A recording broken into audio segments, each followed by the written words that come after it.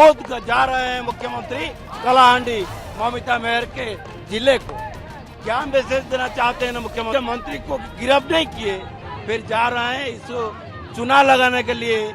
ये जो कष्ट में है परिवार के लोगों ने, आज मासिक के सादा है उसका। ओडिशा की राजनीति, जहां मुख्यमंत्री नवीन पटनायक ने अपने विरोधियों पर तीखे हमले किए हैं। उन्होंने उन्हें राज्य के विकास और जनता के हितों को नुकसान पहुंचाने का आरोप लगाया है।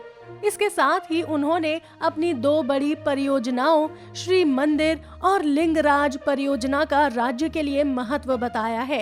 ये परियोजनाएं राज्य के धार्मिक और सांस्कृतिक विरासत को संरक्षित करने के साथ साथ राज्य को एक वैश्विक पर्यटन गंतव्य बनाने में भी मदद करेंगी। लेकिन क्या ये परियोजनाएं वाकई राज्य के लिए लाभदायक हैं? क्या इन परियोजनाओं के लिए जमीन अधिग्रहण और पुनर्वास के मुद्दों को ठीक से हल किया गया है? क्या इन परियोजनाओं के विरोध में उतरे विपक्षी दल जन विरोधी हैं? और क्या इन परियोजनाओं के पीछे कोई राजनीतिक साजिश है? इन सभी सवालों के जवाब जानने के लिए देखिए हमारी खास वीडियो, जिसमें हम आपको बताएंगे कि ओडिशा में श्री मंदिर और लिंगराज परियोजनाओं के आसपास क्या हो रहा है और नयागढ़ की बालिका के बलात्कार और हत्या मामले में न्याय कैसे मिला। नमस्कार, आप देख रहे हैं ए न्यूज। ओडिशा के मुख्यमंत्री नवीन पटनायक ने बुधवार को विधानसभा में अपने विरोधियों को घेरा और उन पर राज्य की छवि और जनता के हितों को नुकसान पहुंचाने का आरोप लगाया। उन्होंने कहा कि वो अपने संकीर्ण राजनीतिक हितों के लिए राज्य को बदनाम कर रहे हैं और श्री मंदिर और लिंगराज परियोजनाओं को रोकने की कोशिश कर रहे हैं। उन्होंने ये बातें राज्यपाल के भाषण पर धन्यवाद प्रस्ताव पर चर्चा करते हुए कही। श्री मंदिर और लिंगराज परियोजनाएं ओडिशा सरकार की 2 बड़ी पहलें हैं, जिनका उद्देश्य राज्य के प्रमुख धार्मिक स्थलों को सुंदर और सुरक्षित बनाना है। श्री मंदिर परिक्रमा प्रकल्प के तहत पुरी के जगन्नाथ मंदिर के चारों ओर 75 एकड़ का एक विशाल विरासत गलियारा बनाया जा रहा है, जिसमें भक्तों के लिए आधुनिक सुविधाएं, सांस्कृतिक केंद्र, जलाशयों का पुनर्जीवन और शमशान का विकास शामिल है। इस परियोजना का बजट 3200 करोड़ रुपए है। वहीं लिंगराज परियोजना के अंतर्गत भुवनेश्वर में 11वीं शताब्दी के लिंगराज मंदिर के चारों ओर 66 एकड़ का एक विशाल परिसर बनाया जा रहा है। इस परियोजना का बजट 700 करोड़ रुपए है।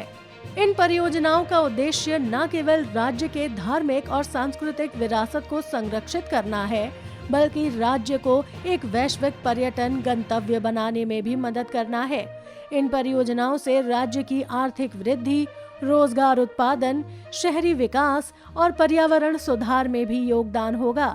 ओडिशा के मुख्यमंत्री ने अपने विरोधियों पर इन परियोजनाओं को रोकने का आरोप लगाया, क्योंकि वो इन परियोजनाओं के लिए जमीन अधिग्रहण और पुनर्वास के विरोध में उतर आए थे।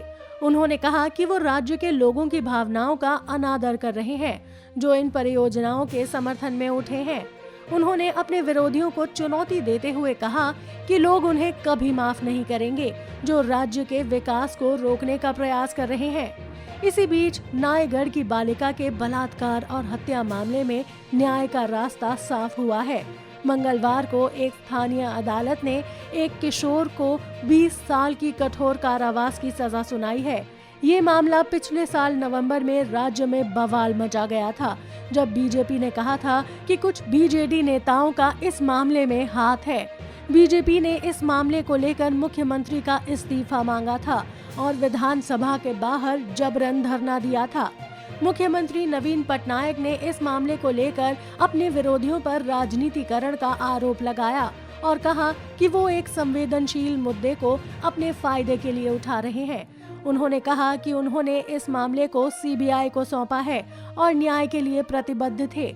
उन्होंने बीजेपी को राज्य की बेटियों के साथ खिलवाड़ करने का आरोप लगाया और कहा कि वो राज्य की जनता को धोखा दे रहे हैं।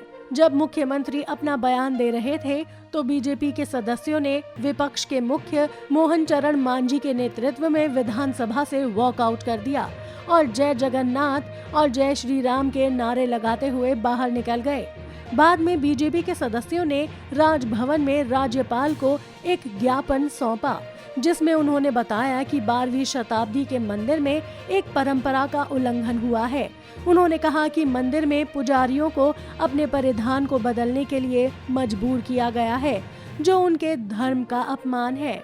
इस प्रकार ओडिशा में राजनीतिक गर्मागर्मी बढ़ती जा रही है और राज्य के विकास और न्याय के मुद्दों पर बीजेडी और बीजेपी के बीच तकरार जारी है।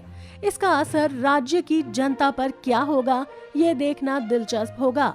तो ये था हमारा आज का वीडियो, जिसमें हमने आपको बताया कि ओडिशा में श्री मंदिर और लिंगराज परियोजनाओं के आसपास क्या हो रहा है और नयागढ़ की बालिका के बलात्कार और हत्या मामले में न्याय कैसे मिला। हमें उम्मीद है कि आपको ये वीडियो पसंद आया होगा और आपने इससे कुछ नया जरूर सीखा होगा। अगर आपके पास इस वीडियो से जुड़ी कोई भी टिप्पणी, सुझाव या सवाल है तो आप हमें कमेंट बॉक्स में लिखकर बता सकते हैं। हम आपके सवालों का जवाब देने की कोशिश करेंगे। नमस्कार, आप देख रहे थे ए न्यूज़।